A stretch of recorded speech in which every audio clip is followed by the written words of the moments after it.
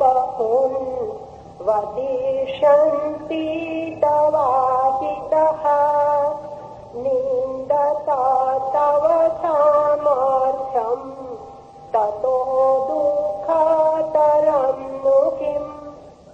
तुम्हारे सामर्थ्य की निंदा कर रहे तुम्हारे शत्रु अनेक प्रकार के अवाच्य वचन कहेंगे, इससे अधिक दुख और क्या है।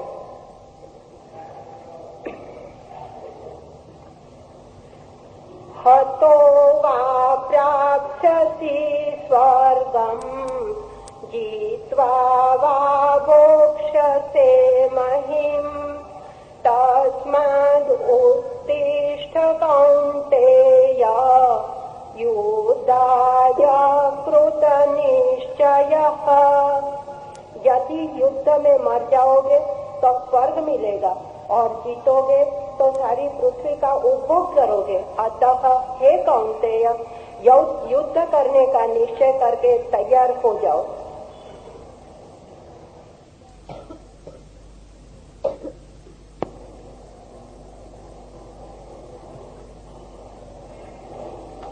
कृष्ण की बात यदि यूनान के मनीषी प्लेटो ने पढ़ी होती तो 100% स्वीकृति देता। प्लेटो से किसी ने पूछा स्वर्ग क्या है, सुख क्या है, तो प्लेटो ने जो सुख की परिभाषा की वो समझने जैसी। प्लेटो ने कहा अंतस की निजता का बाहर के आचरण से जहां संगीतपूर्ण तालमेल है वही सुख है।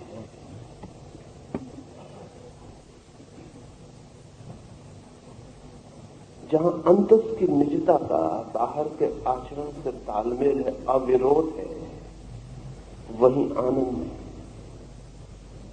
और प्लेटो ने कहा व्यक्ति जो हो सकता है, जो उसके बीच में छिपा है, जिस दिन वही हो जाता है उसी दिन स्वर्ग है। कृष्ण अर्जुन से कह रहे हैं क्षत्रिय होकर ही तेरा स्वर्ग है, उससे विचलित होकर तेरा कोई सुख नहीं। तेरी जो निजता है, तेरी जो इंडिविजुअलिटी है, जो तेरे भीतर का गुणधर्म है, जो तू भीतर से बीज लिए बैठा है, जो तू हो सकता है, वही होकर ही, अन्यथा नहीं। तू स्वर्ग को उपलब्ध होगा, तू सुख को उपलब्ध होगा, तू आनंद को अनुभव कर सकता है।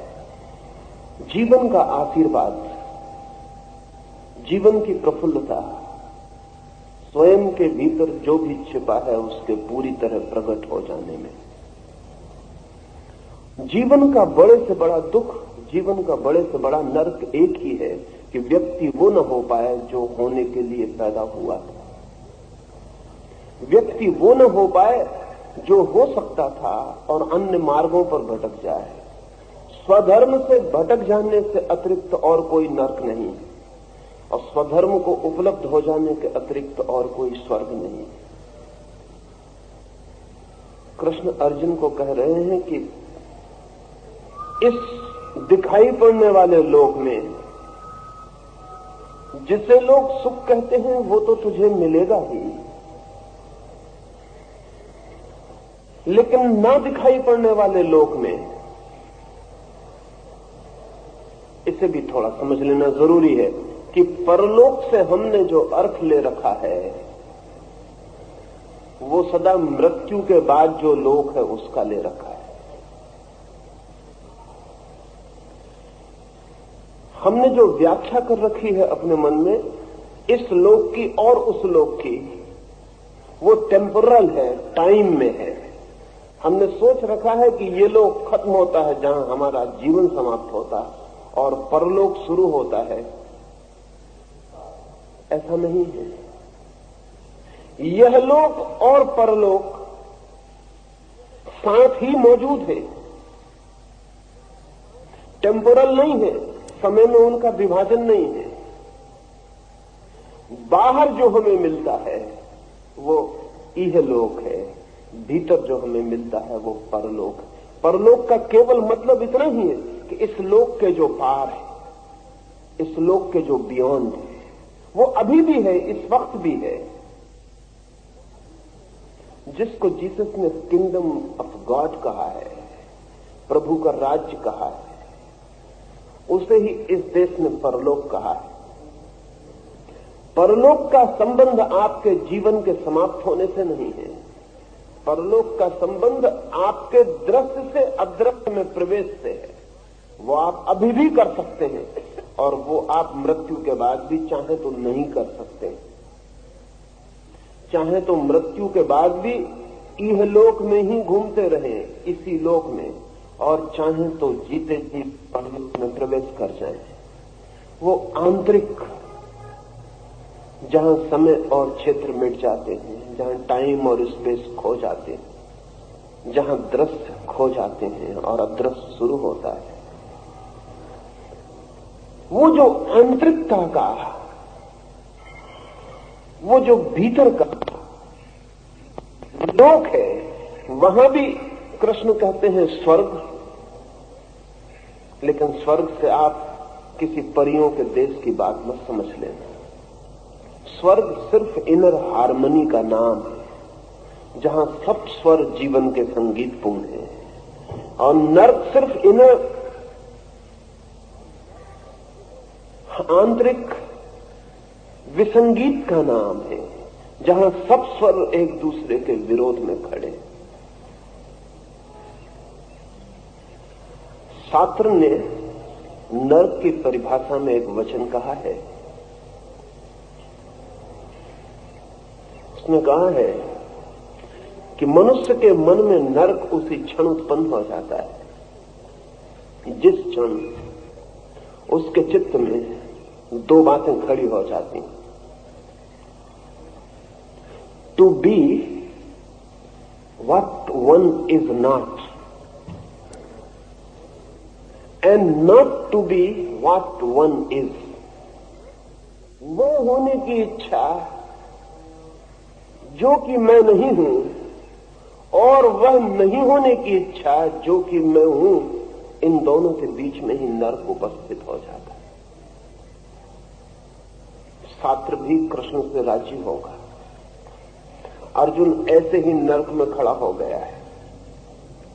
जो है वो न होने की इच्छा पैदा हुई है उसे, जो नहीं है वो होने की इच्छा पैदा हुई है। वो एक ऐसे असंभव तनाव में खड़ा हो गया है जहां से, जिसमें प्रवेश तो बहुत आसान लेकिन लौटना बहुत मुश्किल है। जिंदगी में किसी भी चीज से लौटना बहुत मुश्किल है, जाना बहुत आसान है, लौटना सदा मुश्किल है। और स्वयं के धर्म से जाना बहुत आसान है, क्योंकि स्वधर्म से विपरीत जाना सदा उतार है। वहां हमें कुछ भी नहीं करना पड़ता, सिर्फ हम अपने को छोड़ दें तो हम उतर जाते हैं। स्वधर्म को पाना चढ़ाव, उतर जाना बहुत आसान है, चढ़ना बहुत कठिन हो जाता है। पश्चिम का इस समय का एक बहुत कीमती मनोवैज्ञानिक अभी अभी गुजरा, उसका नाम था अब्राहम मैस्लो। अब्राहम मैस्लो के पूरे जीवन की खोज एक छोटे से शब्द में समा जाती है, और वो शब्द है पीक एक्सपीरियंस। वो शब्द है शिखर का अनुभव। अब्राहम मैस्लो का कहना है कि व्यक्ति के जीवन में स्वर्ग का क्षण वही है जो उसके व्यक्तित्व के शिखर का क्षण है। जिस क्षण कोई व्यक्ति जो हो सकता है उसके होने के शिखर पर पहुंच जाता है, जिसके आगे कोई उपाय नहीं बचता, जिसके आगे कोई मार्ग नहीं बचता, जिसके आगे कोई ऊंचाई नहीं बचती, जब भी कोई व्यक्ति अपने भीतर के पीक को छू लेता है तभी समाधि एक्सटेसी अनुभव करता है। निश्चित ही जो पीक एक्सपीरियंस अर्जुन के लिए होगा वही पीक एक्सपीरियंस बुद्ध के लिए नहीं हो सकता। जो पीक एक्सपीरियंस शिखर की अनुभूति बुद्ध की है वही अनुभूति जीसस के लिए नहीं हो सकती।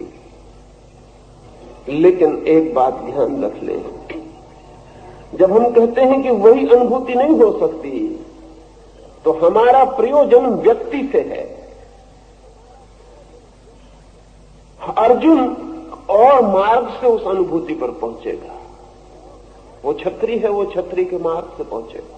हो सकता है जब दो तलवारें खिंच जाएंगी और जीवन और मृत्यु साथ साथ खड़े हो जाएंगे, श्वास ठहर जाएगी और पल भर सब रुक जाएगा जगत, और पल भर के लिए निर्णय न रह जाएगा कि जीवन में एक पल और है।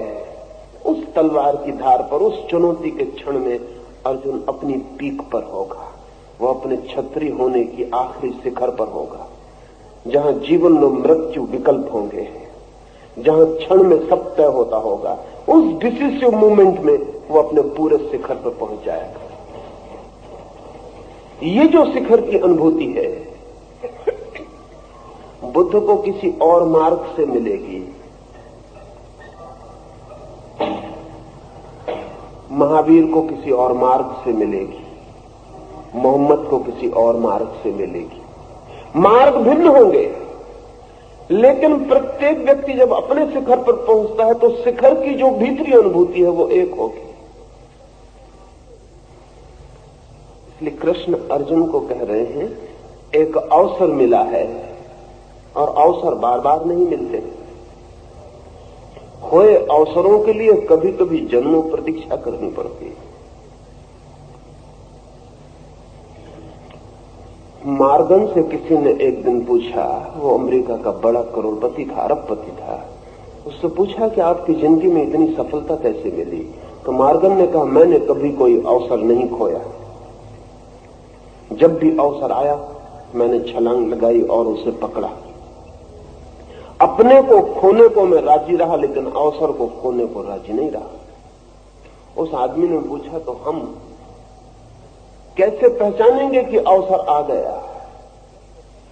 और जब तक हम पहचानेंगे तब तक कहीं ऐसा ना हो कि अवसर निकल जाए, कहीं ऐसा ना हो कि हम पहचाने और छलांग लगाएं तब तक अवसर जा चुका हो। क्योंकि क्षण तो क्षण नहीं रुकता, आया नहीं कि गया नहीं, पहचानते पहचानते चला जाता है। तो आप कैसे पहचानते थे और छलांग लगा देते थे? तो मार्गन ने जो उत्तर दिया वो बहुत हैरानी का। मार्गन ने कहा कि मैं कभी रुका ही नहीं, मैं छलांग लगाता ही रहा।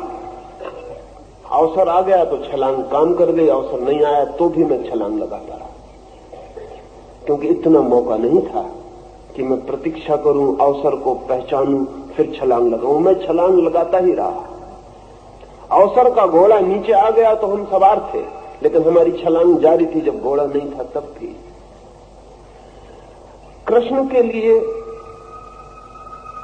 जो बड़ी से बड़ी चिंता अर्जुन की तरफ से दिखाई पड़ती है वो यही दिखाई पड़ती है, एक विराट अवसर। अर्जुन को महाभारत जैसा अवसर न मिले तो अर्जुन का फूल खिल नहीं सकता। कोई छोटी मोटी लड़ाई में नहीं खिल सकता उसका फूल। जहां जीत सुनिश्चित हो वहां अर्जुन का फूल नहीं खिल सकता। जहां जीत पक्की हो वहां अर्जुन का फूल नहीं खिल सकता। जहां जीत निश्चिंत हो वहां अर्जुन का फूल नहीं खिल सकता। जहां जीत चिंता हो, जहां जीत अनिर्णित हो, जहां हार की उतनी ही संभावना हो जितनी जीत की है, तो ही उस चुनौती के दबाव में, उस चुनौती की पीड़ा में, उस चुनौती के प्रसव में अर्जुन का फूल खिल सकता है और अर्जुन अपने शिखर को छू सकता है। इसलिए कृष्ण इतना आग्रह कर रहे हैं कि सब खो देगा, स्वर्ग का क्षण तुझे उपलब्ध हुआ है, उसे तू खो देगा। इस जगत में भी, उस जगत में भी, उस जगत का मतलब मृत्यु के बाद नहीं, बाहर के जगत में भी, भीतर के भी जगत में। और ध्यान रहे, बाहर के जगत में तभी स्वर्ग मिलता है जब भीतर के जगत में स्वर्ग मिलता है। ये असंभव है कि भीतर के जगत में नरक हो और बाहर के जगत में स्वर्ग मिल जाए। हाँ, ये संभव है कि बाहर के जगत में नरक हो तो भी भीतर के जगत में स्वर्ग मिल जाए। और ये बड़े मजे की बात है कि अगर भीतर के जगत में स्वर्ग मिल जाए तो बाहर का नरक भी नरक नहीं मालूम पड़ता है, और बाहर के जगत में स्वर्ग मिल जाए और भीतर के जगत में नरक हो तो बाहर का स्वर्ग भी स्वर्ग नहीं मालूम पड़ता है। हम जीते हैं भीतर से, हमारे जीने के सारे गहरे आधार भीतर हैं, इसलिए जो भीतर है वही बाहर फैल जाता है। भीतर सदा ही बाहर को जीत लेता है, ओवरपावर कर लेता है। इसलिए जब आपको बाहर नर्क दिखाई पड़े तो बहुत खोज करना, पाएंगे कि भीतर नर्क है, बाहर सिर्फ रिफ्लेक्शन है, बाहर सिर्फ प्रतिफलन है। और जब बाहर स्वर्ग दिखाई पड़े तब भी भीतर देखना तो पाएंगे भीतर स्वर्ग है, बाहर सिर्फ प्रतिफलन है। इसलिए जो बुद्धिमान है वे बाहर के नरक को स्वर्ग बनाने में जीवन नष्ट नहीं कर देते हैं, वे भीतर के नरक को स्वर्ग बनाने का श्रम करते हैं। और एक बार भीतर का नरक स्वर्ग बन जाए तो बाहर कोई नरक होता ही नहीं। एक मैंने सुना है कि बक एक बहुत बड़ा इंग्लैंड का विचारक था। वो ऐसे नास्तिक था लेकिन चर्च जाता था।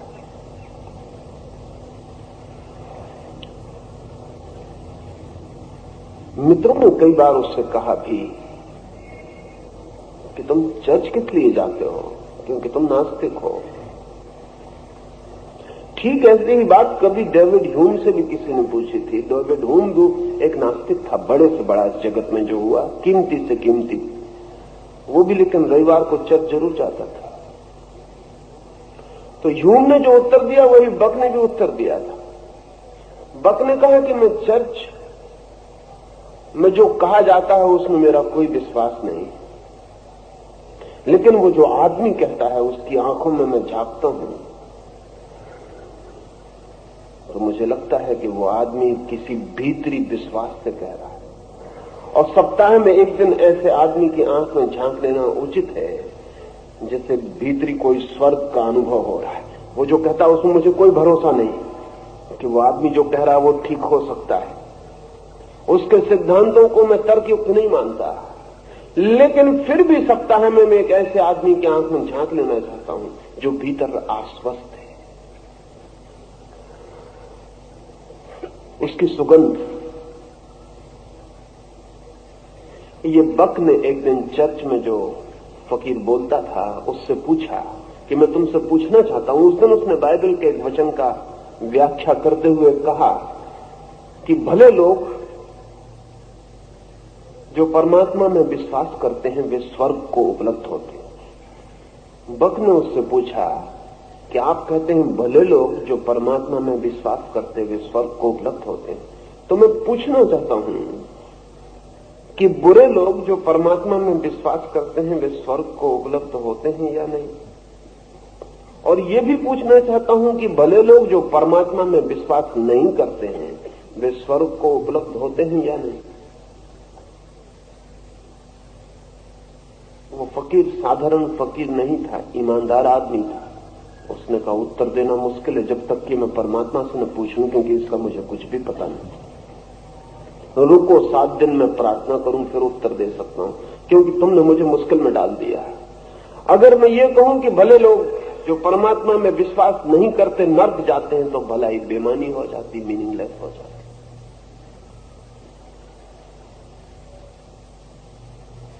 और अगर मैं ये कहूं कि भले लोग जो परमात्मा में विश्वास नहीं करते वे भी स्वर्ग को उपलब्ध हो जाते हैं तो परमात्मा बेमानी हो जाता, उसमें विश्वास का कोई अर्थ नहीं रह जाता।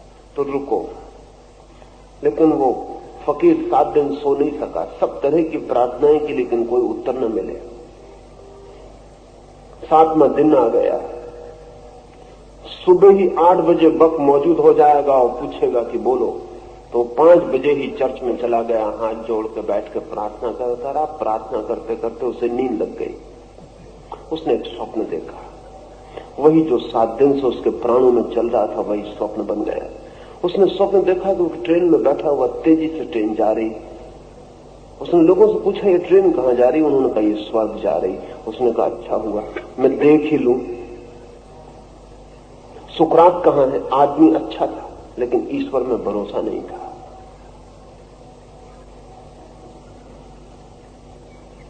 वे सारे लोग कहां हैं? बुद्ध कहां है? आदमी अच्छे से अच्छा था लेकिन ईश्वर की कभी बात नहीं की। महावीर कहां है? आदमी अच्छे से अच्छा था लेकिन परमात्मा की जब भी किसी ने बात की तो कह दिया कि नहीं है। ये कहां है? और पहुंच गई ट्रेन। बड़ी निराशा हुई लेकिन स्वर्ग को देखकर ऐसी आशा न थी। सब उजड़ा उजड़ा मालूम पड़ता था, सब रूखा रूखा मालूम पड़ता था, रौनक न थी। पूछा यही स्वर्ग है ना? लोगों ने कहा यही स्वर्ग है। पूछा कि महावीर कहां, बुद्ध कहां, सुकरात कहां? बहुत खोजबीन की, पता चला कि नहीं है। बहुत घबराया फकीर। स्टेशन भागा हुआ आया और कहा कि नर्क की गाड़ी में बैठा और नर्क पहुंचा लेकिन बड़ा मुश्किल में पड़ा। देखा कि बड़ी रौनक है, जैसी स्वर्ग में होने की आशा थी ऐसी रौनक है। जैसी नर्क में उदासी होनी चाहिए थी वैसी स्वर्ग में थी। बड़ी चिंता हुई उसे कि कुछ भूल चूक तो नहीं हो रही। स्टेशन पर उतरा तो बड़ी ही रौनक है, रास्तों से निकला तो बड़ा काम चल रहा है, बड़ा आनंद है, कहीं गीत है, कहीं कुछ है, कहीं कुछ है। उसने पूछा कि सुकरात, महावीर, बुद्ध यहां है? उन्होंने कहा यहां है। तो उसने कहा लेकिन ये नर्क है, सुकरात नर्क में? तो जिस आदमी से उसने पूछा था उसने कहा कि चलो मैं तुम्हें सुकरात से मिला देता हूं। एक खेत में सुकरात गड्ढा खोद रहा था। उसने सुकरात से पूछा कि तुम सुकरात और यहां नरक में, अच्छे आदमी और नरक में? तो सुकरात हंसने लगा। उसने कहा कि तुम अभी भी गलत व्याख्यान किए जा रहे हो। तुम कहते हो कि अच्छा आदमी स्वर्ग में जाता है, हम कहते हैं अच्छा आदमी जहां जाता है वहां स्वर्ग आता है। तुम गलत ही बात व्याख्या, अभी तक तुम अपनी बाइबल से गलत व्याख्या किए जा रहे हो। हम कहते हैं अच्छा आदमी जहां जाता है वहां स्वर्ग आता है, बुरा आदमी जहां जाता है वहां नरक आता है। अच्छे आदमी स्वर्ग में नहीं जाते। स्वर्ग कोई रेडीमेड जगह नहीं है कि वहां कोई चला गया। स्वर्ग अच्छे आदमी का निर्माण है। वो उसके भीतर जब अच्छा निर्मित हो जाता है तो बाहर अच्छा फैल जाता है। वो अच्छे आदमी की छाया है, वो अच्छे आदमी की सुगंध है, वो अच्छे आदमी के प्राणों की वीणा से उठा संगीत है। नर्क कोई स्थान नहीं है, वो बुरे आदमी के जीवन से उठे विसंगीत का फैल जाना है। वो बुरे आदमी के भीतर से उठी दुर्गंधों का छा जाना है। वो बुरे आदमी के भीतर जो विक्षिप्तता है उसका बाहर तक उतर आना है। तो कृष्ण जब अर्जुन से कहते हैं कि स्वर्ग का क्षण है उसे तू खो रहा है, तो एक ही बात ध्यान में रखनी है कि तेरे आंतरिक व्यक्तित्व के लिए जो शिखर अनुभव हो सकता है उसका क्षण है और तू उसे खो रहा है। आचार्य श्री, आपने बताया कि साधन में मार्ग में भेद रहने पर बुद्ध, महावीर, रमण की भीतरी अनुभूति में भेद नहीं होता है, किंतु अभिव्यक्ति देखते हैं तो एक दूसरे के भिन्न और कभी कभी विरुद्ध दिशा की मालूम होती है, जैसे कि शंकर का बुद्ध से विरोध है। ये कैसे? अनुभूति में तो कभी भेद नहीं होता, लेकिन अभिव्यक्ति में बहुत भेद होता है। और जो लोग अभिव्यक्ति को देखकर ही सोचते हैं उन्हें विरोध भी दिखाई पड़ सकता है। साधारण नहीं, असाधारण दुश्मनी और शत्रुता दिखाई पड़ सकती है, क्योंकि अभिव्यक्ति अनुभूति से नहीं आती, अभिव्यक्ति व्यक्ति से आती है। इस फर्क को समझ लेना जरूरी है। मैं एक बगीचे में जाऊं, फूल खिले, पक्षी गीत गा रहे हैं, 1 रुपया पड़ा है,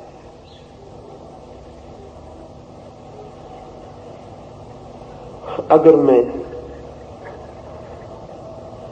रुपए का मोही हूं तो मुझे फूल दिखाई नहीं पड़ेंगे, मुझे पक्षी के गीत सुनाई पड़ते हुए दिखाई नहीं पड़ेंगे।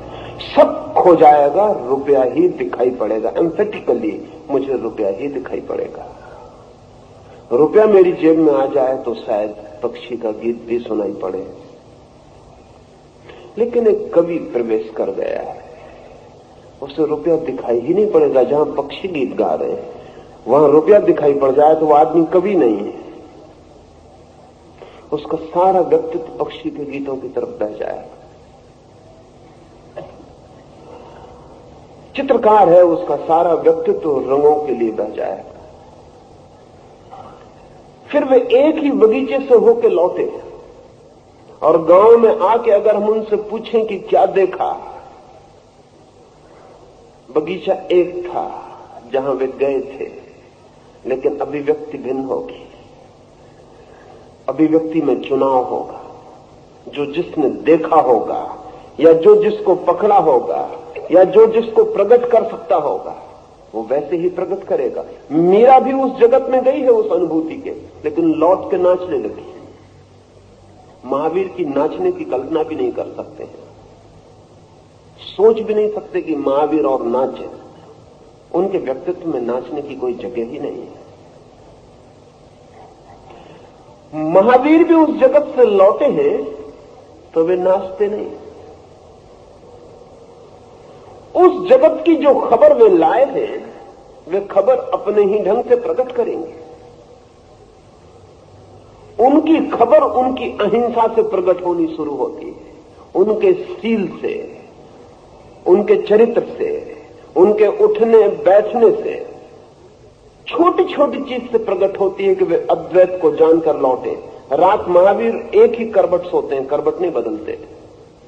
कोई पूछता है महावीर को कि आप रात भर एक ही करवट क्यों सोते हैं, तो वो कहते हैं कहीं करवट बदलूं और कोई कीड़ा मकोड़ा दब के दुख पाए, तो इसलिए एक ही करवट, द लीस्ट जो पॉसिबल है, बिल्कुल कम से कम जो संभव है वो ये, एक करवट तो सोनी पड़ेगी। तो एक करवट ही सोए रहते हैं, रात भर पैर भी नहीं हिलाते कि रात के अंधेरे में कोई दब जाए, कोई दुख पाए।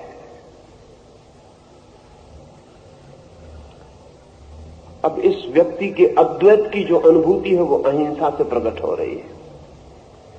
ये यही कह रहा है कि एक ही है, क्योंकि जब तक कीड़ा मकोड़ा मैं ही नहीं हूं तब तक उसके लिए इतनी चिंता पैदा नहीं होती। लेकिन ये महावीर का अपना ढंग है, ये उनके व्यक्तित्व से आ रहा है। मीरा नाच रही, उसने जो जाना है वो उसके भीतर नाच की तरह अभिव्यक्त हो रहा है। वो नाच ही सकती है। वो जो खुशी, वो जो आनंद उसके भीतर भर गया है, आप कोई शब्दों से प्रकट नहीं कर सकते। वो तो उसके घुंघरों से प्रकट होगा। वो उसी अद्वैत को पद घुंघरू बांध खबर लाएगी। अब अगर हम महावीर और मीरा को आमने सामने करें तो हम कहेंगे इनकी अनुभूतियां अलग होनी चाहिए। कहां बसता हुआ घुंघर, कहां रात भी करवट न लेता हुआ आदमी, कहां नाचती हुई मीरा की न मालूम कितने पैर पृथ्वी पर पड़े, और कहां महावीर के एक एक पैर को संभाल के रखते हैं, फूंक के रखते हैं। वर्षा आ जाती तो चलते नहीं, जमीन गीली हो तो पैर नहीं उठाते कि कहीं कोई कीड़ा न दब जाए। और कहां नाचते हुए पैर मीरा के, बड़ा विपरीत है। महावीर कहेंगे बहुत हिंसा हुई जा रही है, मीरा कहेगी नाच ही नहीं रहे तो कहां जाना उसको, क्योंकि उसे जान के जो नहीं नाचा तो जाना ही कहां। फिर शंकर जैसा व्यक्ति है, वो भी जान के आता वहां है, तो वो कहता है कि एक ब्रह्म ही सत्य है, बाकी सब माया है। बुद्ध जैसा व्यक्ति है जो कहता कोई ब्रह्म ब्रह्म नहीं है, कुछ नहीं है, शून्य है सब। और बड़ी उल्टी बातें कहते हैं तो विवाद दिखाई पड़ता है, बड़ा विरोध दिखाई पड़ता है। शंकर और बुद्ध से ज्यादा विरोधी आदमी खोजना मुश्किल है, क्योंकि एक कहता है पॉजिटिव है सब, विधायक है सब, और एक कहता है निगेटिव है सब, नकारात्मक है सब। लेकिन वो भी व्यक्तित्व की एम्फेसिस है। वो भी व्यक्तित्व का ही प्रभाव है। जो जान के वे लौटे हैं वो करीब करीब ऐसा है जैसे कि कोई गिलास आधा भरा रखा हो और दो आदमी उसे देख कर आए हो, और एक आदमी आके कहे कि गिलास आधा खाली है, और एक आदमी कहे झूठ, गिलास आधा भरा है। एक खाली पर जोर दे और एक भरे पर जोर दे, और विवाद निश्चित हो जाने वाला है, क्योंकि भरा और खाली बड़े विपरीत शब्द हैं। बिल्कुल हो जाने वाला है। बर्नार्ड शॉ के संबंध में मैंने सुना है कि वो अमेरिका गया बहुत निमंत्रणों के बाद, क्योंकि वो कहता रहा कि अमेरिका बड़ा नासमझ इडियोटिक मुल्क है, मैं जाते ही नहीं, ऐसे मूढ़ों के बीच जाके मैं क्या करूंगा। इधर वो गाली देता है, उधर अमेरिका में आकर्षण बढ़ता गया, जो गाली देता है उसके प्रति भी आकर्षण तो बढ़ ही जाता। बहुत निमंत्रण थे तो बर्नार्ड शॉ गया। जिस जगह उसे उतारा गया वहां इतना भीड़ भड़का हो गया और इतना खतरा था कि कोई झगड़ा ना हो जाए, तो उसे चोरी से पहले ही दूसरी जगह उतार के और ले जाया गया। और पहली ही सभा में वो बोला तो उसने उपद्रव शुरू किया। वो पहली सभा में बोला तो उसने कहा कि जहां तक मैं देख पा रहा हूं यहां मौजूद कम से कम 50% आदमी बिल्कुल महामूर्ख। सभा में उसने कहा कि यहां मैं देख रहा हूं तो कम से कम 50% आदमी बिल्कुल महामूर्ख है। जो अध्यक्ष था वो घबरा गया और लोग चिल्लाने लगे कि शर्म शर्म, वापस लो अपने शब्द। अध्यक्ष ने कहा कि आप शुरू से ही उपद्रव की बात कह दिए, किसी तरह लोगों को समझाइए। तो बर्नार्ड शॉ ने कहा कि नहीं, मैं क्या कहना चाह रहा था और मुझसे बड़ी गलती हो गई। मैं कह रहा था कि जहां तक दिखाई पड़ता है यहां उपस्थित 50% लोग बहुत बुद्धिमान मालूम पड़ते हैं। और लोगों ने तालियां बजाई। ये बात ठीक कहते हैं। और बर्नार्ड शॉ ने झुक के अध्यक्ष से कहा कि कंफर्म हो गया कि 50% यहां बिल्कुल गधे।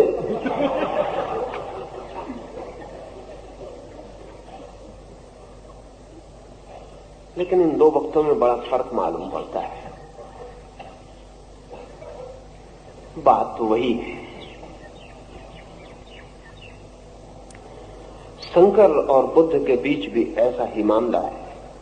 बुद्ध को नकारात्मक शब्द प्रिय है, उसके कारण उनके व्यक्तित्व में साइकोलॉजिकल कारण है। बुद्ध आ रहे हैं समृद्ध घर से जहां सब पॉजिटिव था, महल था, राज्य था, धन था, स्त्रियां थी, सब था, इतना ज्यादा सब कि बुद्ध के लिए पॉजिटिव शब्द में कोई रस नहीं रह गया है। इतना सब भरा था कि अब बुद्ध के लिए रस खाली होने में। शंकर एक गरीब ब्राह्मण के लड़के हैं जहां कुछ भी नहीं था, एक भिखारी घर से आ रहे हैं जहां कुछ भी नहीं था, जहां झोपड़ा था जिसमें कुछ भी नहीं था। शंकर का रस नहीं में नहीं हो सकता, नहीं तो बहुत देखी। शंकर का रस है में, पॉजिटिव में है। तो शंकर के लिए ब्रह्म जब प्रकट होगा तो वो होगा सब है, और बुद्ध के लिए जब ब्रह्म प्रकट होगा तो ऐसा होगा सब खाली। ये साइकोलॉजिकल टाइप का फर्क है। इसमें अनुभूति का जरा भी फर्क नहीं है। शंकर और बुद्ध तो बहुत दूर है। बुद्ध के वक्त ही महावीर एक ही साथ एक ही इलाके में, और कभी कभी तो ऐसा हुआ कि एक ही गांव में दोनों थे, तो बिल्कुल कंटेम्पररी है। टाइप में भी बहुत फर्क नहीं होना चाहिए, क्योंकि महावीर भी शाही घर से आते हैं, बुद्ध भी शाही घर से आते हैं, दोनों साथ साथ हैं। एक बार तो ऐसा हुआ कि एक गांव में एक ही आदि धर्मशाला में महावीर ठहरे थे, आधे में बुद्ध ठहरे थे, फिर भी बातचीत नहीं हो सकी, फिर भी मिलना नहीं हुआ, और बातें बड़ी विपरीत है। क्योंकि महावीर कहते हैं आत्मा को जान लेना ही ज्ञान, और बुद्ध कहते हैं जो आत्मा को मानता है उससे बड़ा अज्ञानी नहीं है। अब और क्या विरोध हो सकता है? तलवारें सीधी खींची। महावीर कहते हैं आत्मा को जान लेना ही ज्ञान है, और बुद्ध कहते हैं आत्मा को मानने वाले से बड़ा कोई अज्ञानी नहीं। और फिर भी मैं आपसे कहता हूं कि दोनों एक ही बात कहते हैं। फिर भी मैं आपसे कहता हूं कि वक्तव्य विरोधी हैं, अनुभूति विरोधी जरा भी नहीं है। लेकिन क्यों ऐसे वक्तव्य हैं? शब्दों के अर्थ उस परम अनुभूति में बहुत निजी और प्राइवेट हो जाते हैं। एक तो हमारी कॉमन मार्केट की, बाजार की भाषा है, जहां सब शब्द कॉमन है। अगर हम कहते हैं मकान, तो वही मतलब होता है जो आपका। वैसे गहरे में फर्क होता है, लेकिन ऊपर से काम चलने लायक बराबर होता है। जब मैं कहता हूं मकान, तो मुझे मेरा मकान ख्याल में होता है और आपको अपना मकान ख्याल में होता है। अगर हम दोनों मकान की तस्वीर खींचें तो फर्क पड़ जाएगा। जब मैं कहता हूं कुत्ता, तो मेरा अपना अनुभव है कुत्तों का, वही होता है उस शब्द में। आपका अपना अनुभव है, वही होता है। हो सकता है कुत्तों से मैंने जो जाना हो वो प्रीतिपूर्ण हो, और आपने सिवाय कुत्तों से बचपन से डर के अलावा कुछ भी न जाना हो। जब भी गले से निकले हो तभी कुत्ता भौंका हो। तो जब कुत्ता शब्द हम बोलते हैं तो शब्द बिल्कुल सामान्य होता है, लेकिन अगर भीतर हम खोजने जाएं तो आपका कुत्ता और होगा, मेरा कुत्ता और होगा। लेकिन काम चलाऊ दुनिया है शब्दों की, वहां चल जाता है, वहां चल जाता है। जैसे जैसे गहरी अनुभूति में उतरते हैं, जो कि बाजार में नहीं है, जो कि एकांत में है, वहां मुश्किल बढ़नी शुरू हो जाती है। जब महावीर कहते हैं आत्मा, तो उनका अपना निजी अर्थ है, ये बिल्कुल प्राइवेट लैंग्वेज है। महावीर का मतलब होता है आत्मा से जहां अहंकार नहीं है। अहंकार को छोड़ के जो भीतर शेष रह जाता है वही आत्मा है। स्वभावतः वो कहते हैं कि आत्मा को जान लेना ज्ञान, और आत्मा को जान लेने का मार्ग अहंकार का विसर्जन। अगर हम अहंकार को शून्य कर दें स्वयं से, तो जो बचता है महावीर के लिए आत्मा है। बुद्ध आत्मा से अहंकार का ही मतलब लेते हैं। वो कहते हैं जहां तक मैं का स्वर है और आत्मा का मतलब मैं, वहां तक अहंकार। तो बुद्ध जहां जहां आत्मा कहते हैं वहां वहां उनका मतलब होता है अहंकार। बुद्ध ने जिस शब्द का उपयोग किया आत्मा के लिए वो है अत्ता। अत्ता बहुत बढ़िया शब्द है। आत्मा में भी वो बात नहीं है जो अत्ता में है पाली के। अत्ता का मतलब ही होता है द एनफोर्स्ड ईगो। अत्ता शब्द के स्वर में और दबाव में भी वो बात है मैं। तो बुद्ध कहते हैं जहां जहां अत्ता है, जहां जहां मैं है, वहां वहां अज्ञान है। और जो आदमी अत्ता को मानता, आत्मा को मानता, वो अज्ञानी। लेकिन बुद्ध भी कहते हैं कि जो अत्ता को छोड़ देता है तब जो शेष रह जाता वही ज्ञान है। इसलिए बुद्ध को लोग कहते हैं अनात्मवादी और महावीर को कहते हैं आत्मवादी। और वे दोनों एक ही बात कह रहे हैं। वहां वाद का कोई उपाय नहीं है। वाद शब्दों तक है, वाद अभिव्यक्ति तक है, वाद एक्सप्रेशन है, एक्सपीरियंस नहीं। लेकिन बड़ी कठिनाई है, बड़ी कठिनाई है। हमारे पास तो शब्द आते हैं और शब्द भी पंडितों के द्वारा आते हैं, शब्द भी शास्त्रीयता के मार्ग से गुजर के आते हैं, शब्द ही रह जाते हैं। और अक्सर ऐसा नहीं हो पाता कि हम अनुभूति से खोजने जाएं कि महावीर कहते हैं अहंकार छोड़ दो तो जो बचता है आत्मा है। हम अहंकार छोड़ के देखें। बुद्ध कहते हैं कि आत्मा के भाव को ही छोड़ दो, तब जो शेष रह जाता है वही समाधि है। वो भी करके देखें, तब आपको पता चलेगा बड़ा पागलपन हुआ है। ये तो दोनों एक ही जगह पहुंचा देते हैं, लेकिन इतनी किसी को सुविधा नहीं है। हम शब्द कोश से सुनते हैं, दर्शन शास्त्र में पढ़ते हैं। बौद्ध पंडित हैं, जैन पंडित हैं, हिंदू पंडित हैं, उनके पास शब्दों के सिवाय कुछ भी नहीं। वो उन शब्दों की व्याख्याएं करते चले जाते हैं। फिर प्रत्येक निजी शब्द के पास, निजी कह रहा हूं क्योंकि इतना एकांत अनुभव है महावीर और बुद्ध और शंकर का कि मामला प्राइवेट ही है, वो बहुत पब्लिक नहीं है। तो उस निजी शब्द के आसपास फिर व्याख्याओं का जाल बुनता चला जाता है। फिर जाल इतना बड़ा हो जाता है कि महावीर के आसपास जो जाल खड़ा हुआ वो, बुद्ध के आसपास जो जाल खड़ा हुआ वो, शंकर के आसपास जो जाल खड़ा हुआ वो इतने दुश्मन हो जाते हैं 1000-2000 साल की यात्रा में कि वो जो बीच में मूल शब्द था और उस शब्द के भी मूल में जो अनुभूति थी वो कहीं की कहीं खो जाती है, उसका फिर कोई भी पता नहीं रह जाता। इसलिए अड़चन है। अन्यथा अनुभूति कभी भी भिन्न नहीं है, अभिव्यक्ति भिन्न हो सकती है, होती है, एक होने की संभावना भी नहीं है। जिस दिन मनुष्य ये जान पाएगा उस दिन धर्मों के बीच विवाद नहीं है, और जितने जल्दी जान ले उतना शुभ है, क्योंकि धर्मों के बीच सारा विवाद भाषा का विवाद है, सत्य का विवाद नहीं है। और जो लोग भाषा के लिए विवाद कर रहे हैं कम से कम धार्मिक तो नहीं, शब्द शास्त्री होंगे, लिंग्विस्ट होंगे, मगर वो शब्द शास्त्री अपने को धार्मिक समझ लेते हैं, तब बड़ी कठिनाई हो जाती है। सुख दुखे समे कृत्वा लाभालाभौ जया जयौ ततो युद्धाय युज्यस्व नैवं पापमवाप्स्यसि।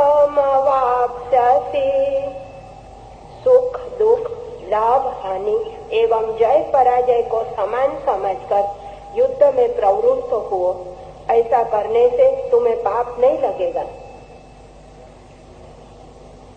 सुख और दुख को समान समझकर, लाभ और हानि को समान समझकर, जय और पराजय को समान समझकर युद्ध में प्रवृत्त होने पर पाप नहीं लगेगा। प्रश्न था ये बहुत कैटेगोरिकल, बहुत निर्णायक।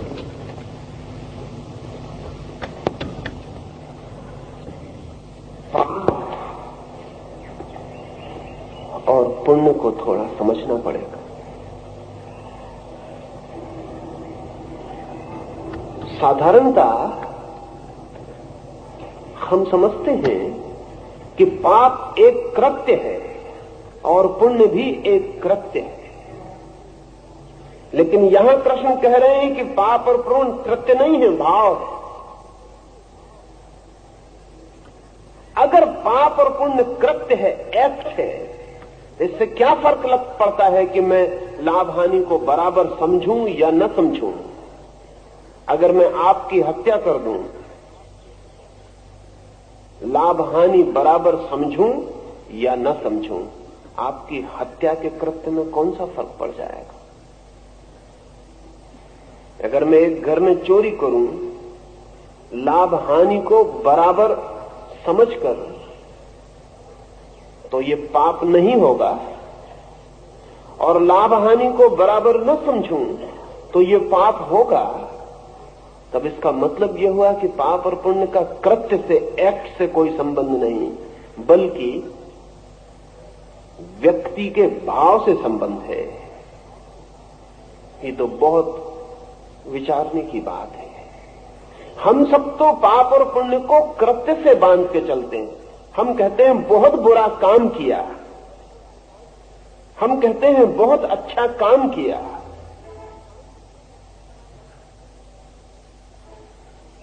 कृष्ण तो इस पूरी की पूरी व्यवस्था को तोड़े डालते हैं। वो कहते हैं काम अच्छे और बुरे होते ही नहीं, करने वाला अच्छा और बुरा होता है। Not the act but the actor. कृत्य नहीं, कर्ता। जो होता है वो नहीं, जिससे होता है वो।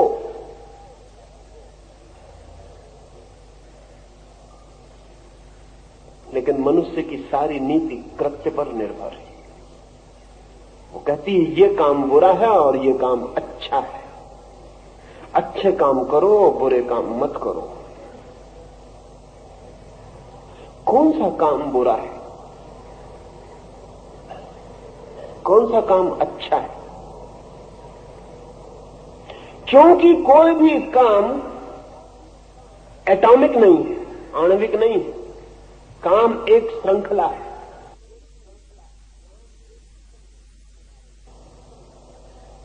समझे? उदाहरण से, आप रास्ते से गुजर रहे, एक आदमी आत्महत्या कर रहा है, आप उसे बचाएं या न बचाएं, स्वभाव था। कहेंगे आत्महत्या करने वाले को बचाना चाहिए, कृत्य अच्छा, लेकिन क्या करें, आप नहीं बचाते तो 15 आदमी बचते थे, आपने बचाया तो 15 आदमी मरे। कृत्य आपका अच्छा था या बुरा था?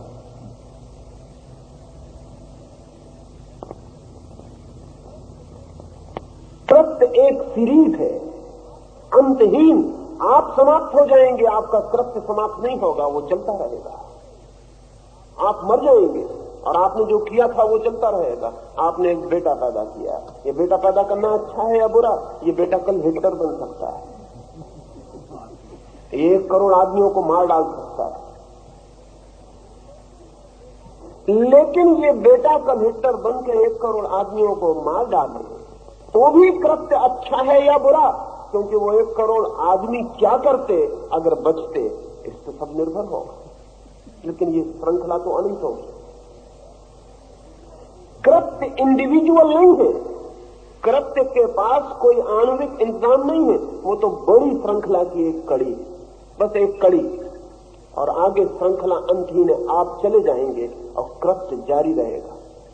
जैसे कि हमने पत्थर फेंका एक झील में, पत्थर डूब गया, लेकिन पत्थर के झील से जो संघात हुआ था, वो जो लहर उठी थी, पत्थर तो डूब के झील में बैठ गया, लेकिन वो जो संघात हुआ था, जो लहर उठ गई थी, वो उठ गई। अब वो लहर चल पड़ी, अब वो लहर और लहरों को और लहरों को और लहरों को उठाती रहेगी। पत्थर कभी का शांत होकर बैठ गया और लहर अनंत चलती रहेगी, अनंत तटों को छूती रहेगी। करीब करीब कृत्य ऐसा ही है। आप करते हैं, आप तो बाहर हो जाते करते, कृत्य चल पड़ता है। इसलिए कौन सा कृत्य ठीक है? जब तक हम पूरे विश्व का अंत न पालें तब तक तय नहीं हो सकता। जब तक कि सब सृष्टि समाहित न हो जाए तब तक तय करना मुश्किल है कि महात्मा ने जो किया था वो अच्छा था कि असाधु ने जो किया था वो अच्छा था। मैं अभी एक पश्चिम के एक विचारक का एक हैरानी से भरा हुआ वक्तव्य पढ़ रहा था। उसने ये पूछा है कि अगर एक आदमी दूसरे महायुद्ध के पहले हिटलर को गोली मार दे तो ये कृत्य अच्छा है या बुरा? तो बात पूछता है, अगर एक आदमी दूसरे महायुद्ध के पहले हिटलर को गोली मार दे तो ये कृत्य शुभ है या अशुभ? क्योंकि ये आदमी करोड़ों आदमियों को मरने से बचा रहा है, बड़ी बर्बादी को रोक रहा है।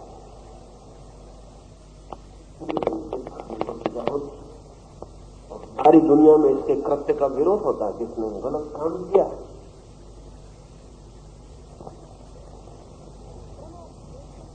जो लोग कृत्य से सोचते हैं, और हम सभी लोग सोचते हैं, दुनिया के समस्त नीति शास्त्र कृत्य पर जोर देते हैं कि ये ठीक है और ये गलत।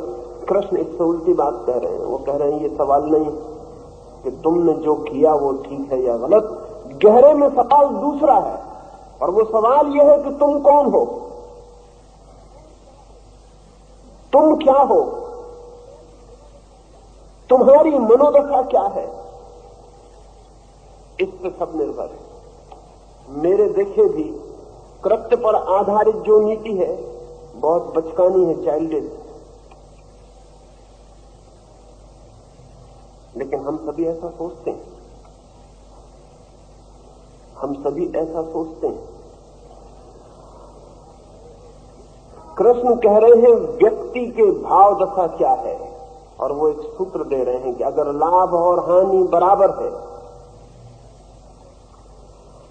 अगर सुख और दुख समान है, अगर जय और पराजय में कोई अंतर नहीं, तो तू जो भी करेगा उसमें कोई पाप नहीं। क्या करेगा इसकी वो कोई शर्त ही नहीं रखते, कहते फिर तू जो भी करेगा उसमें कोई पाप नहीं। विचारनी और गहरी है बात, क्योंकि कृष्ण ये कह रहे हैं कि दूसरे को चोट पहुंचाने की बात तभी तक होती है जब तक लाभ और हानि में अंतर होता है। जिसे लाभ और हानि में अंतर ही नहीं है, शर्त बड़ी मुश्किल है, क्योंकि लाभ हानि में अंतर न हो, ये बड़ी गहरी से गहरी उपलब्धि है। ऐसा व्यक्ति जिसे लाभ और हानि में अंतर नहीं है, क्या ऐसा कोई भी कृत्य कर सकता है जिसे हम पाप कहते हैं, जिसे जय और पराजय समान हो गई हो, जिससे असफलता और सफलता खेल हो गए हो, जो दोनों को एक सा स्वागत स्वीकार देता हो, जिसकी दोनों के प्रति समान उपेक्षा या समान स्वीकृति हो, क्या ऐसा व्यक्ति गलत कर सकता है?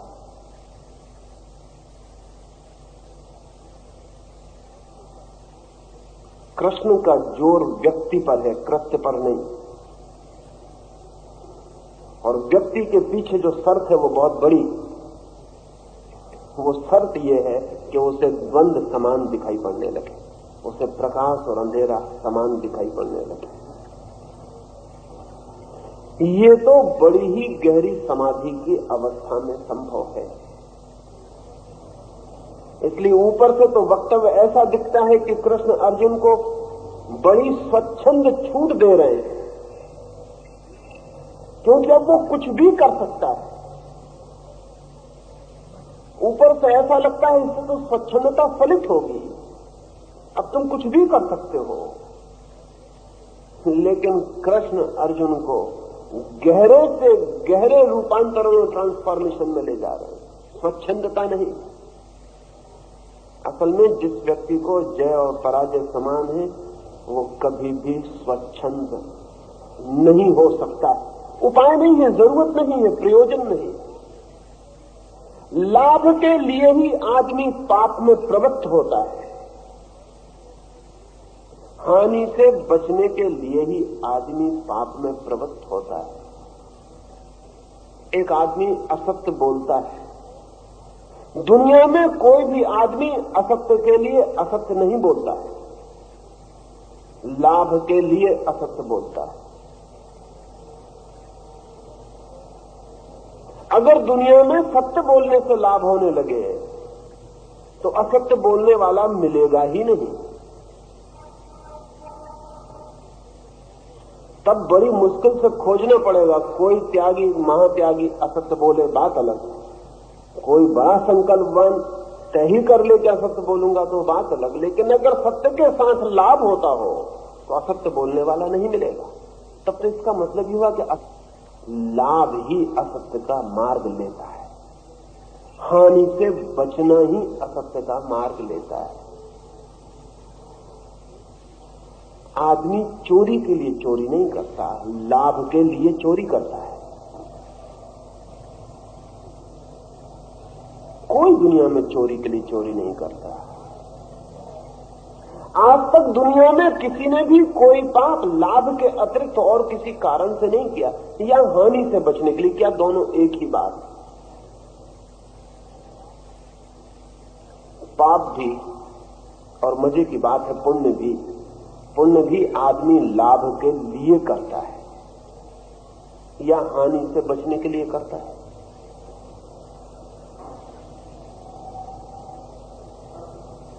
प्लेटो ने एक छोटी सी कहानी लिखी, और कहानी है एक नैतिक प्रश्न उठाने के लिए। कहानी है कि एक आदमी को यदि कोई ऐसी तरकीब मिल जाए, कोई ऐसा ताबीज मिल जाए कि वो इनविजिबल हो सके, अदृश्य हो सके, जब चाहे तब अदृश्य हो सके, तो प्लेटो पूछता है कि क्या ऐसा आदमी नैतिक हो सकेगा? वो आपकी दुकान पर आए और हीरे जवाहरात उठा ले और अदृश्य हो, पुलिस उसे पकड़ ना पाए, समाज उसे अनैतिक कह ना पाए, वो किसी के घर में रात घुस जाए, दिखाई ना पड़े, अदृश्य हो सके। तो प्लेटो ने यह पूछा है कि क्या ऐसा नैतिक आदमी खोजना संभव है जिसके हाथ में अदृश्य होने का ताबीज हो और जो नैतिक रह जाए? बड़ा कठिन मालूम पड़ता है ऐसा आदमी खोजना। आप भी अगर सोचें कि आपको ताबीज मिल गया, एक 5 मिनट के लिए सोचें कि हाथ में ताबीज, अब क्या करिएगा? आपका मन फौरन रास्ते बताएगा कि ये करो, पड़ोस वाले की पत्नी को ले भागो, फला आदमी की कार ले भागो, फला के दुकान में घुस जाओ। फौरन आपका मन आपको सब रास्ते बता देगा। अभी मिला नहीं ताबीज आपको, लेकिन ताबीज मिल जाए इसका ख्याल भी आपको फौरन बता देगा आप क्या क्या कर सकते हो जो कि आप नहीं कर पा रहे हो, क्योंकि अनैतिक होने में हानि मालूम पड़ रही है और कोई कारण नहीं है। इस जगत में जो हमें नैतिक और अनैतिक लोग दिखाई पड़ते हैं, उनके नैतिक और अनैतिक होने का निर्णायक सूत्र लाभ और हानि है। कृष्ण नीति को बड़े दूसरे तल पर ले जा रहे हैं, बिल्कुल अलग डायमेंशन में। वो ये कह रहे हैं ये सवाल ही नहीं है। इसीलिए तो जो शक्तिशाली होता है वो नीति की फिक्र नहीं करता। इसलिए अगर चाणक्य से पूछें या मैकियावेली से पूछें तो वो कहेंगे नीति का कोई मतलब नहीं होता, नीति सिर्फ कमजोरों का बचाव है। शक्तिशाली तो कोई नीति की फिक्र नहीं करता, क्योंकि उसे अनीति से कोई हानि नहीं हो सकती। सिर्फ कमजोर नीति की फिक्र करता है, क्योंकि अनीति से हानि हो सकती है। मैकियावेली तो सुझाव देता है कि अगर तुम्हारे पास शक्ति है तो शक्ति का मतलब ही यह है कि तुम अनैतिक होने के लिए स्वतंत्र हो। अगर कमजोर हो तो उसका मतलब इतना ही है कि तुम्हें नैतिक होने की मजबूरी है।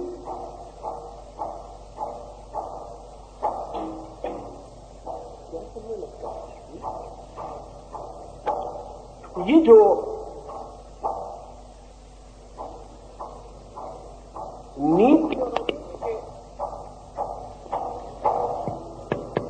नीति और अनीति के गहरे में लाभ हानि पकड़ में आती,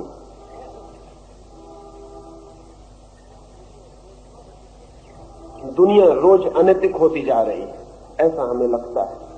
कुल कारण इतना है कि दुनिया में इतने लोग शक्तिशाली कभी नहीं थे जितने आज हैं। कुल कारण इतना है। दुनिया अनैतिक होती हुई दिखाई पड़ती है क्योंकि दुनिया में इतना धन इतने अधिक लोगों के पास कभी भी नहीं था। जिनके पास था वो सदा अनैतिक थे। दुनिया अनैतिक होती मालूम पड़ती है क्योंकि अतीत की दुनिया राजाओं महाराजाओं के हाथ में ताकत थी। नई दुनिया लोकतंत्र है, वहां एक एक व्यक्ति के पास शक्ति वितरित कर दी गई है। अब प्रत्येक व्यक्ति शक्ति के मामले में ज्यादा समर्थ है जितना कभी भी नहीं था।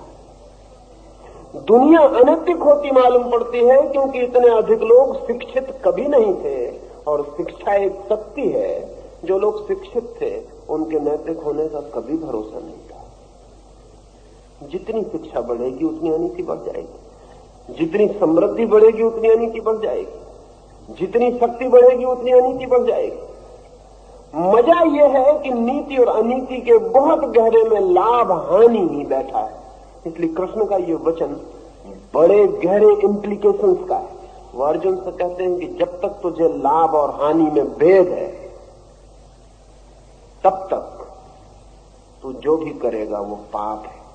और जिस दिन तुझे लाभ हानि में कोई भेद नहीं है उस दिन तू निश्चिंत हो, फिर तू जो भी करेगा वो पाप नहीं है। इसलिए सवाल नहीं है ये कि हम चुने कि क्या करनी है और क्या करनी नहीं है। असली सवाल और गहरे में है, और वो ये है कि क्या मेरे चित्त में लाभ और हानि का प्रभाव पड़ता है। अगर पड़ता है तो मैं मंदिर भी बनाऊं तो पाप होगा, उसके बहुत गहरे में लाभ हानि ही होगी। अगर मैं पुण्य भी करूं तो सिर्फ दिखाई पड़ेगा पुण्य हो रहा है, पीछे पाप ही होगा। और सब पुण्य करने के लिए पहले पाप करना जरूरी होता है। मंदिर भी बनाना हो तो भी, मंदिर बनाने के लायक तो धन इकट्ठा करना ही होता। सब पुण्यों के लिए पाप करना जरूरी होता है, क्योंकि कोई पुण्य बिना लाभ के नहीं हो सकते। दान के पहले भी चोरी करनी पड़ती। असल में जितना बड़ा चोर उतना बड़ा दानी हो सकता है। असल में बड़ा दानी सिर्फ अतीत का चोर है। आज का चोर कल का दानी हो सकता है, क्योंकि चोरी करके भी करिएगा क्या। एक सीमा आ जाती सैचुरेशन की, जहां चोरी से फिर कोई लाभ नहीं मिलता, फिर उसके बाद दान करने से लाभ मिलना शुरू होता है। कृष्ण का वक्तव्य बहुत अद्भुत है। वो ये कहते हैं कि तू लाभ और हानि का जब तक भेद कर पा रहा है तब तक तू कितने ही पुण्य की बातें कर, लेकिन तू जो भी करेगा वो पाप है। और अगर तू ये समझ ले कि लाभ हानि में कोई फर्क नहीं, जय पराजय में कोई फर्क नहीं, जीवन मृत्यु में कोई फर्क नहीं, तो फिर तू जो भी करे वो पुण्य है। ये पुण्य और पाप का बहुत ही नया आयाम है। कृत्य से नहीं, व्यक्ति के अंतस्थल में हुई क्रांति से संबंधित है।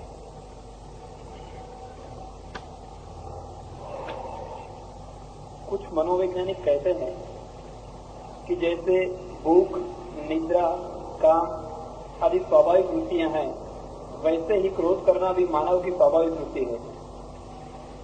यदि ऐसा है तो जगत में युद्ध भी स्वाभाविक ही है। जब तक जगत तब तक युद्ध।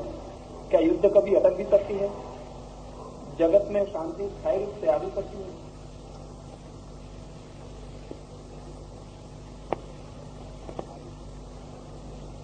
स्वाभाविक किसी बात को कह देना उसके होने की अनिवार्यता को सिद्ध कर देना नहीं। जो भी हमें स्वाभाविक मालूम पड़ता है वो सभी एक तल पर स्वाभाविक है, लेकिन तल के परिवर्तन के साथ बदल जाता है। जैसा मनुष्य है वैसे मनुष्य के लिए क्रोध बिल्कुल स्वाभाविक है, लेकिन मनुष्य बुद्ध जैसा मनुष्य भी हो जाता है और तब क्रोध बिल्कुल अस्वाभाविक हो जाता है।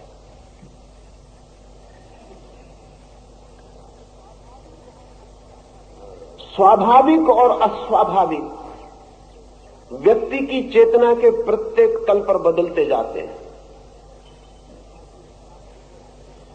एक आदमी शराब पी के रास्ते पर चल रहा है तो नाली में गिर जाना बिल्कुल स्वाभाविक है,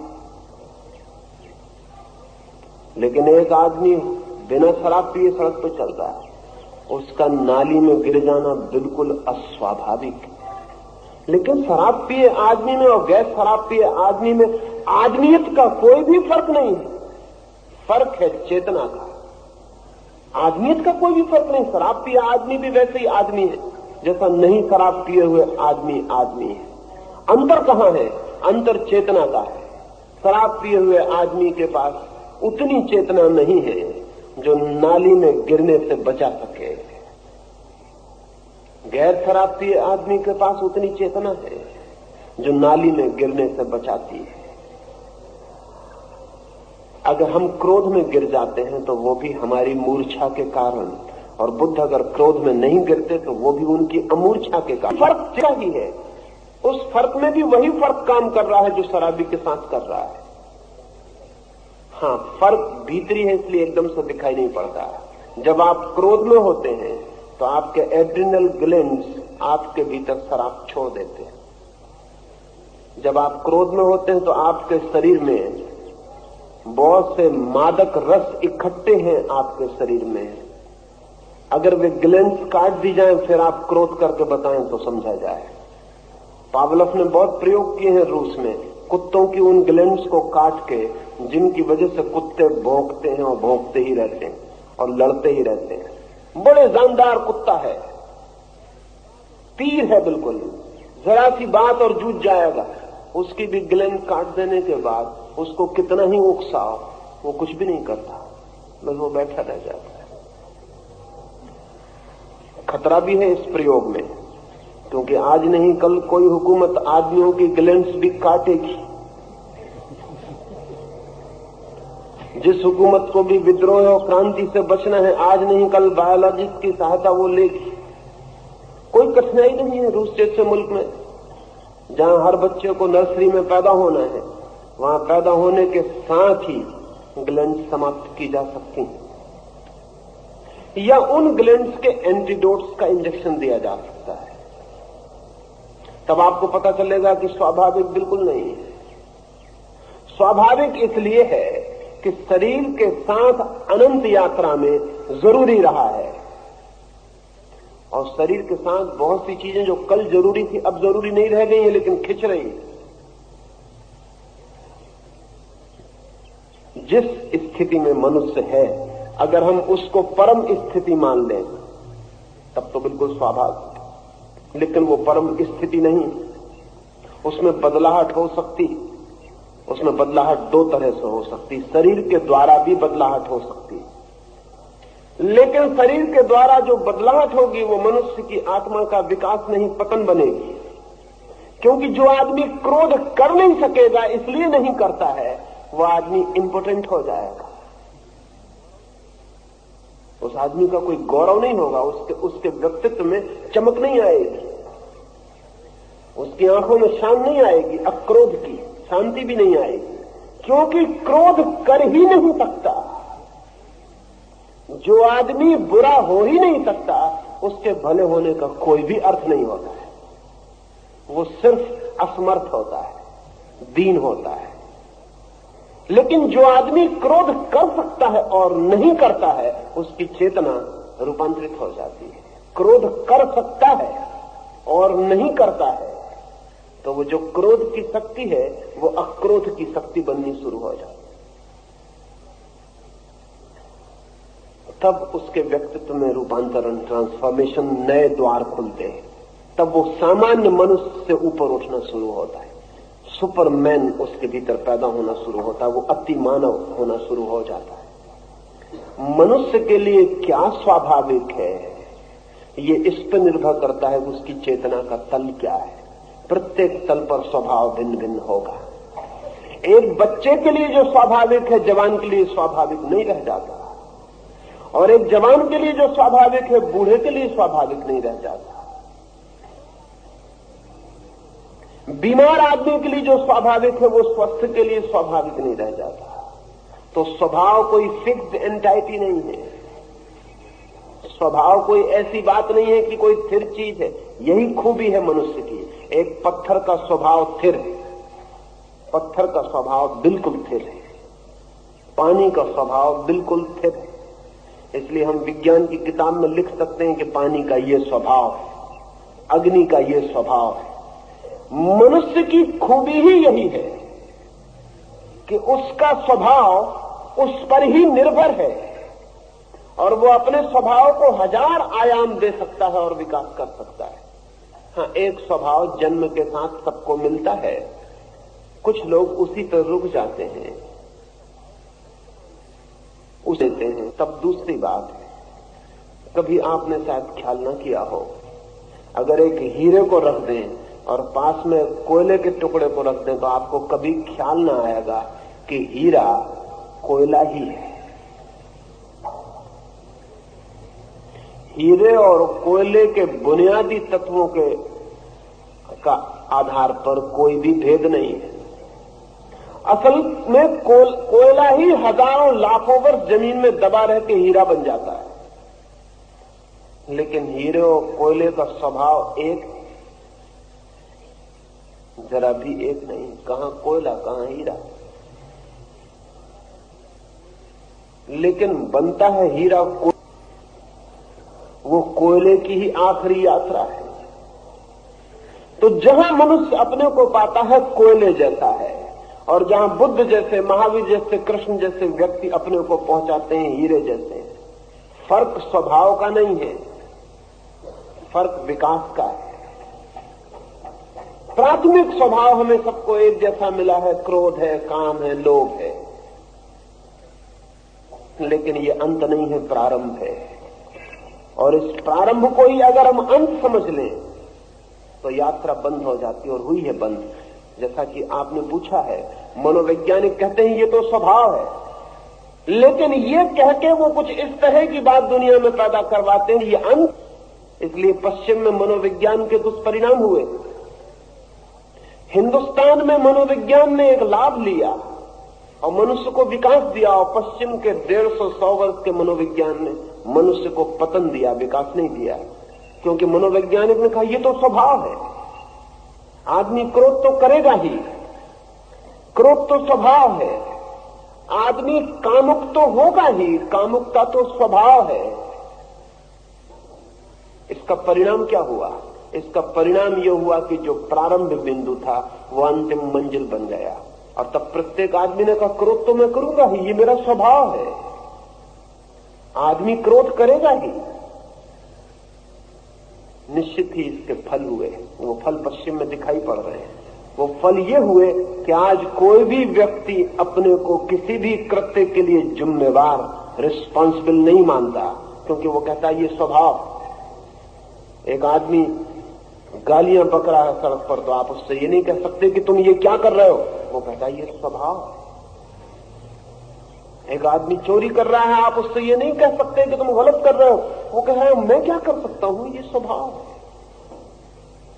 पश्चिम के मनोविज्ञान ने अगर बड़े से बड़ा खतरा लाया तो आदमी को रिस्पॉन्सिबिलिटी से मुक्त कर दिया, दायित्व कुछ उसका है नहीं, वो कहता है ये स्वभाव। और जो भी हो रहा है, तो पश्चिम में मार्क्स और फ्रायड दो के तालमेल से एक अद्भुत स्थिति पैदा हो गई। मार्क्स ने कह दिया कि जो भी हो रहा है उसके लिए जिम्मेवार समाज है, और फ्रायड ने कह दिया जो भी हो रहा है उसके लिए जिम्मेवार प्रकृति है। आदमी बाहर हो गया। अगर एक आदमी चोरी कर रहा है तो जिम्मेवार समाज, अगर एक आदमी हत्या कर रहा है तो जिम्मेवार समाज। ऐसा मार्क्स ने कह दिया, व्यक्ति के ऊपर कोई जिम्मेवारी नहीं, सोशल रिस्पॉन्सिबिलिटी है। इसलिए अगर व्यक्ति को बदलना है तो समाज को बदलो, और जब तक समाज नहीं बदलता तब तक व्यक्ति जैसा है वैसा रहेगा। इसकी हम उसे लाइसेंस देते हैं। व्यक्ति बड़ा प्रफुल्लित हुआ, हजारों साल की जो चिंता की उसके दिमाग से गिर गई। कृष्ण ने, महावीर ने, बुद्ध ने आदमी को बड़ा भारी चिंता, बड़ी एंजाइटी दे दी थी कि तुम जिम्मेवार हो। वो चिंता गिर गई, व्यक्ति बड़ा निश्चिंत हुआ। लेकिन उस निश्चिंता में व्यक्ति सिर्फ वही रह गया जो कोयला था, उसके बाहर की यात्रा बंद हो गई। निश्चित ही कोयले को हीरा बनना हो तो चिंता से गुजरना पड़ेगा, लाखों साल की लंबी यात्रा है। फिर फ्रायड ने लोगों को कह दिया कि समाज भी बदल डालो तो भी कुछ होने वाला नहीं है, क्योंकि रूस में क्रोध कम हो गया, कि रूस में अहंकार कम हो गया, कि रूस का नागरिक किसी भी तरह से आदमियत के तल पर बदल गया। कुछ भी नहीं बदला।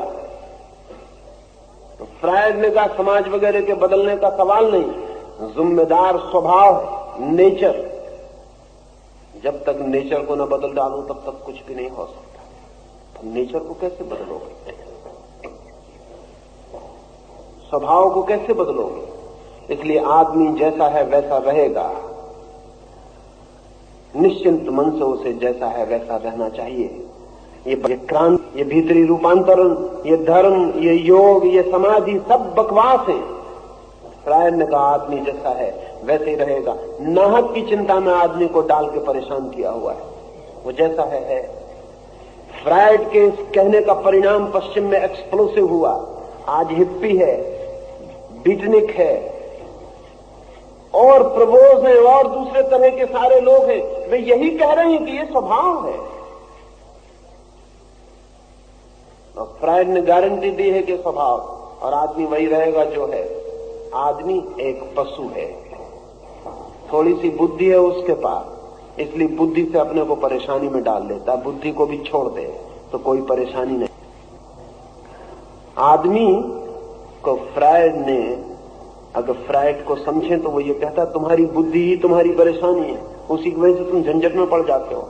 जो है वो है, ये बुद्धि उस पर सोच विचार करके कहने लगती ऐसा नहीं होना चाहिए, वैसा नहीं होना चाहिए। इससे तुम चिंता पैदा करते हो, पागल हुए जाते हो। छोड़ो ये चिंता, जो हो उसके लिए राजी हो जाओ। ठीक है, निश्चिंता आ जाएगी, लेकिन कोयले की निश्चिंता होगी। पशु निश्चिंत, अगर फ्राइड को मान के पूरा का पूरा चला जाए तो आदमी पशु की तरफ गिरता जाएगा। गिरा है। फ्राइड जो कहता है वो सच, लेकिन अधूरा सच, और अधूरे सच झूठ से भी खतरनाक होते हैं। ये सच है कि आदमी में क्रोध है और ये स्वभाव है, और ये भी सच है कि आदमी में क्रोध से विकसित होने की संभावना है, वो भी उसका स्वभाव है। ये सच है कि क्रोध है, और ये भी सच है कि क्रोध से मुक्त होने की आकांक्षा है, वो भी स्वभाव है। ऐसा आदमी खोजना मुश्किल है जिसमें क्रोध है और क्रोध से मुक्त होने की आकांक्षा नहीं। तो क्रोध स्वभाव है और क्रोध से मुक्त होने की आकांक्षा वो स्वभाव नहीं। ऐसा आदमी खोजना मुश्किल है जो अपने को अतिक्रमण नहीं करना चाहता, जो अपने से ऊपर नहीं जाना चाहता। जो है वो स्वभाव है, जो होना चाहता है वो भी होना चाहता है। उसके लिए जो है उसको रूपांतरित करना पड़ता है, उसकी विधियां हैं, उस विधि का नाम ही धर्म है। अगर मनुष्य जैसा है वैसा ही है, तब धर्म की कोई अर्थवत्ता नहीं है, मीनिंगलेस। इसलिए अगर पश्चिम में धर्म का सारा मूल्य खो गया तो उसके खोने का बहुत गहरा कारण यही है कि पश्चिम के मनोविज्ञान ने आदमी को कहा कि ये तो स्वभाव, ऐसा होगा ही। एक मित्र मेरे पास आए यहीं अभी परसों। उन्होंने कहा कि मैं बहुत परेशान था, नींद मुझे नहीं आती थी, नींद खो गई थी, चिंतित था। मनोवैज्ञानिक के पास गया तो मनोवैज्ञानिक ने कहा कि ये तो बिल्कुल ठीक है।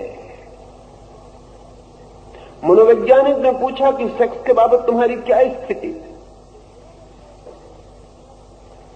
तो मनोवैज्ञानिक ने उनसे कहा कि तुम हस्तमैथुन मैस्टरबेशन शुरू कर दो। उन्होंने कहा कि कैसी बात कहते हैं? उन्होंने कहा ये तो स्वभाव है, ये तो आदमी को करना ही पड़ता है। जब मनोवैज्ञानिक कहता हो तो वे राजी हो गए। फिर 2 साल में उस हालत में पहुंच गए की जरूरत, अब तुम बिजली के साक्ष लो। अब जब मनोवैज्ञानिक कह रहा है तो, और हम तो अथॉरिटी के ऐसे दीवाने हैं, ऐसे पागल हैं, और जो चीज जब अथॉरिटी बन जाए, कभी मंदिर का पुरोहित अथॉरिटी था तो वो जो कह दे वो सत्य था। अब वो पौरोहित्य जो है मंदिर का, वो मनोवैज्ञानिक के हाथ में आया जा रहा, वो जो कह दे वो सत्य है। तो बिजली के शाख ले लिए, सब तरह से व्यक्तित्व अस्त व्यस्त हो गया। स्वभाव की आड़ में आदमी की पशुता को बचाने की चेष्टा खतरनाक है। शायद मनुष्य के ऊपर इससे बड़े खतरे के बादल कभी भी नहीं आए थे जितने बड़े खतरे के बादल इस बात से आए कि जो भी है वो है, ये तो होगा ही, ये तो बिल्कुल स्वाभाविक है। मैं आपसे कहना चाहता हूं कि मैं भी कहता हूं कि बिल्कुल स्वाभाविक। मनोविज्ञान से मेरी गहरी सहमतियां हैं, लेकिन असहमतियां भी हैं। मैं मानता हूं मनोविज्ञान जहां तक जाता है बहुत ठीक, लेकिन उसके आगे भी यात्रा पथ है। जहां तक जाता है बिल्कुल ठीक, लेकिन जहां से इनकार करता है वहां बिल्कुल गलत है। फ्रायड जहां तक जाते हैं बिल्कुल ठीक, वहां तक कृष्ण और बुद्ध भी इनकार नहीं करते, लेकिन कृष्ण और बुद्ध कहते हैं ये अंत नहीं है, ये बिल्कुल प्रारंभ है, और इस प्रारंभ का ऐसा उपयोग करना है कि अंत भी फलित हो सके। जड़ स्वभाव है, लेकिन फूल तक भी पहुंचना है, अन्यथा जड़ें बड़ी कुरूप होती हैं, गंदी होती हैं, अंधेरे में दबी होती हैं, नीचे अंधेरे रास्तों में, जमीन में फैली होती हैं। स्वाभाविक है, बिल्कुल जरूरी है, लेकिन जड़ें फूल नहीं है। और अगर जड़ों पर कोई वृक्ष रुक जाए और कोई फ्रायड वृक्ष को समझा देगी पागल यही तेरा स्वभाव है, और वृक्ष रुक जाए और कहे क्या करेंगे अब आकाश में उठ के, जड़ें ही अपना स्वभाव है, तो फिर आएंगे। और मजा यह है कि जड़ें इसीलिए हैं कि फूल आए, और फूल और जड़ में कितना विरोध है। कहां फूल आकाश में खिले हुए सूर्य की रोशनी में नाचते हुए, और कहां जड़ें अंधेरे में दबी। विरोध है बड़ा, सामंजस्य भी है बड़ा, क्योंकि फूल बिना जड़ों के नहीं हो सकते। ये भी आखिरी बात मैं आपसे कहना चाहता हूं कि फूल बिना जड़ों के नहीं हो सकते, हालांकि जड़ें बिना फूल के हो सकती हैं। ये जीवन का एक बहुत बड़ा दुर्भाग्य है कि यहां जो निम्न है वो श्रेष्ठ के बिना हो सकता है, लेकिन यहां जो श्रेष्ठ है वो निम्न के बिना नहीं होता। एक मंदिर पकने हो तो नींव भरनी ही पड़ती है, नींव के बिना स्वर्ण शिखर नहीं होते, लेकिन स्वर्ण शिखर के बिना नींव हो सकती है। नींव भरें और छोड़ दें। जो निम्न है वो श्रेष्ठ के बिना भी हो सकता है, लेकिन जो श्रेष्ठ है वो निम्न के बिना नहीं हो सकता। इसलिए अगर निम्न को हमने स्वभाव समझा, नियति समझी, डेस्टिनी समझी, तो जड़ें ही रह जाती हैं हाथ में। नहीं, जड़ें हैं ही इसलिए कि फूल तक पहुंचे। मनुष्य का जो स्वभाव आज दिखाई पड़ता है वो है ही इसलिए कि वो परमात्मा तक पहुंचे। क्रोध है इसलिए कि क्रोध की जड़ किसी दिन अक्रोध का फूल बने। काम है इसलिए, सेक्स है इसलिए कि सेक्स की ऊर्जा और काम की फूल बने। और जब तक नहीं बन जाती तब तक मनुष्य को बेचैन होना ही चाहिए। जब तक नहीं बन जाती तब तक मनुष्य को चिंतित होना ही चाहिए। जब तक नहीं बन जाती तब तक मनुष्य को संताप में, पीड़ा में, संघर्ष में होना ही चाहिए। जल्दी ली गई शांति खतरनाक है, क्योंकि वो प्रारंभ को ही अंत बना सकती है। शांति जरूर मिलती है, लेकिन अंत आ जाए, मंजिल आ जाए, तब तक यात्रा जारी रखनी जरूरी है। दो तरह की शांतियां हैं। एक तो हम जहां हैं वहीं बैठ जाएं तो यात्रा का कष्ट बंद हो जाता है। एक और शांति भी है जिस दिन यात्रा पूरी होती है और मंजिल आती है। हम बैठ जाएं और इसी को मंजिल मान लें, मिलती है, और मंजिल आ जाए और हम बैठें तब भी शांति मिलती है। लेकिन दोनों शांतियों में बड़ा फर्क है। एक पशु की शांति है, एक परमात्मा की शांति।